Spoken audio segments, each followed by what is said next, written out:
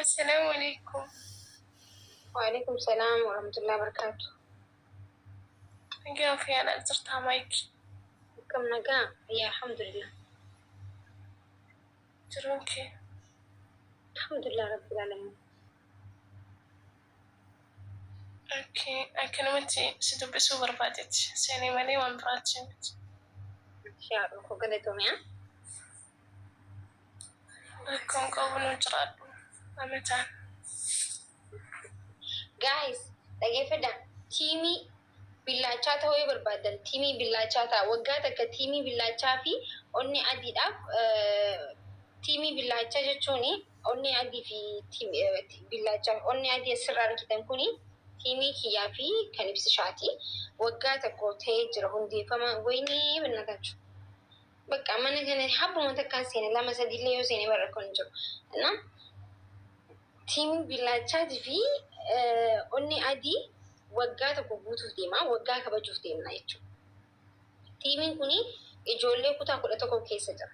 Ni jaarree yaadame nuti amma nama waggaa tokko guutuu nama dila kana jaarree deemnee osoo namni kun waliin lorii yoo deemu biyya takka anaaf ibsishaan biyya takka bulchuu hin dandeenya jechuudha. Ekspiraansii hiizee isin himu jechuudha. Anna tiimiin billachaa kuni waggaa tokko guutee walalanii hin beekan gisee hunda waan akka takkaa godhan bakka kaayyoon isaanii jaalala qofa wal jaalachuu kabajaa namatti ganda namaan tuqan amantii namaan tuqan wallaahi isaaniin boona jechuudha. Qallaalii kana isaaniin boona. Nama billaacha qabatee onni adii qabatee nama arrabsu hin jiru jechuudha. Yooma ergamtuu maqaa faamilii balleessuudhaaf akkas godhatanii deeman malee kan onni adii billaacha godhatee deemu hundi bikka argitanitti faamilii ibsaatii fi faamilii kiyya jechuudha. Umatti nama yoo arrabsan immoo maqaa yoo nu balleessu dhufuun malee nama arrabsu hin jiru akka ajaa'ibaa takkatti kabajuu deemna jechuudha. Tiktaa kanarratti gaafsan namni biraa hin seenu laayifii gastii namni seenu nama billaacha qofaa fi onni adii qabu faamilii qofaatu seena jechuudha. Sa'a 8 irraa hanga sa'aatii takkatti sagantaa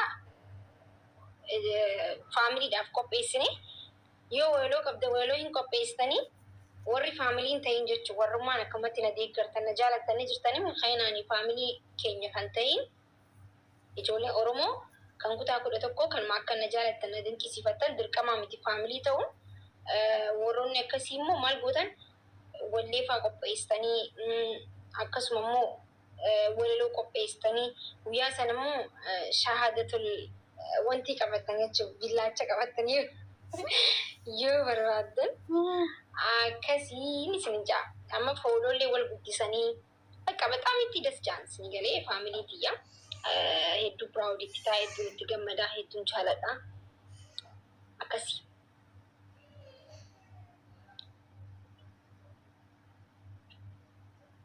Na amalli isaanii kanatti tolu bikka hunda asii na faarsanii achi deemaa na arrabsuun sunis hin jirtu.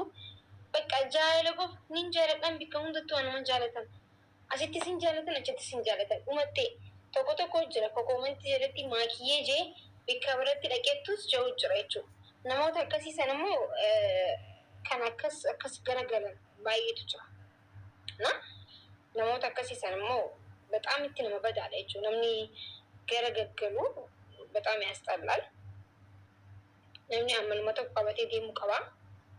Namni tokko bakka nama gisee sana argisan fakkaachuun reedaanti.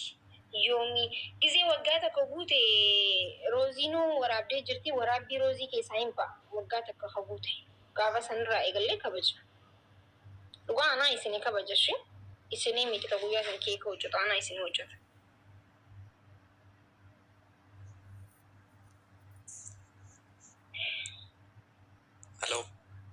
Hello. Akkam nagaa oolte? Alhamdulillah rabbil alamin. Fayyaa makishaa? Alhamdulillah. Galata rabbi. Nagaa nagaa taate? Achumaanuu baga jaaramte jechuun barbaada. Shukran galatoom.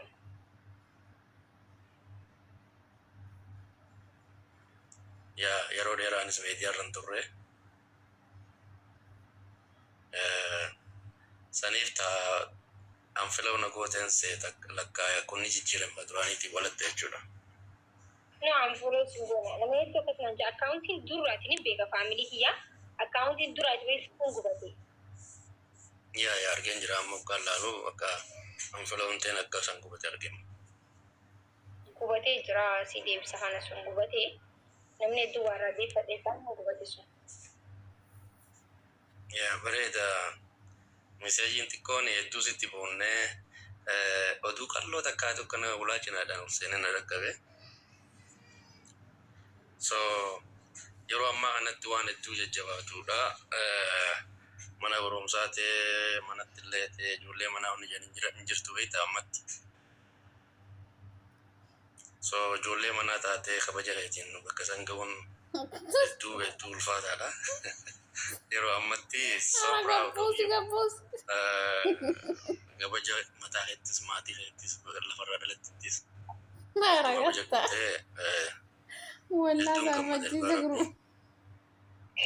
hin salphatin isa keessum waan ittiin gammaddu waan ittiin dhaadattu bara yeroo amma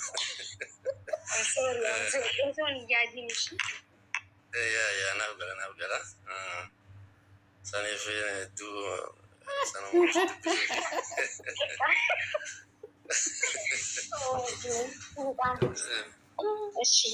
Gaanfatiin abshir.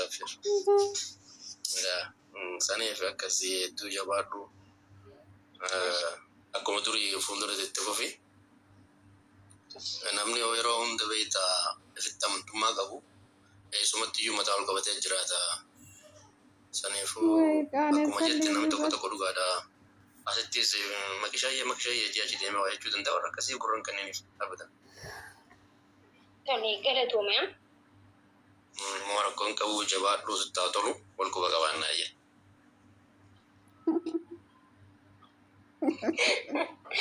Oui, guys, sorry.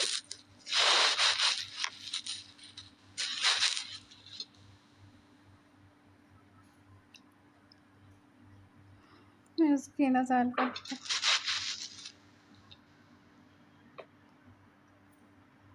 Anuu saalfadha. Amma si kofalchiisa.